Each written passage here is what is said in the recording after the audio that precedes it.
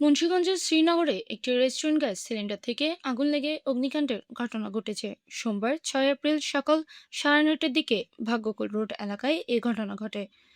জানা যায়, শ্রীনগরের ভীষণ অ্যাম্পিয়ারামের বিপরীত অবস্থিত নবাব কাচ্চি ডাইন রেস্টুরেন্টের রান্নাঘরে ব্যবহৃত গ্যাস সিলিন্ডার থেকে আগুনের সূত্রপাত হয়। মুহূর্তের মধ্যে আগুন ছড়িয়ে পড়ে রেস্টুরেন্টের ভেতরে।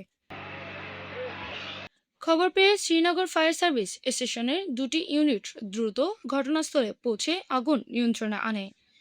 ফায়ার সার্ভিসে দ্রুত পদক্ষেপের কারণে রেস্টুরেন্টের আশেপাশে দোকানপাট ও সামনের ব্যবসা প্রতিষ্ঠানগুলো বড় ধরনের ক্ষতির হাত থেকে রক্ষা পায়।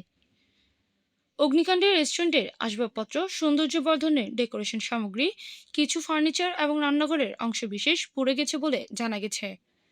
শ্রীনগর ফায়ার স্টেশনের স্টেশন অফিসার দেওয়ানাজাত হোসেন জানান, প্রাথমিকভাবে ধারণা করা হচ্ছে গ্যাস সিলিন্ডার থেকে আগুনের সূত্রপাত হয়।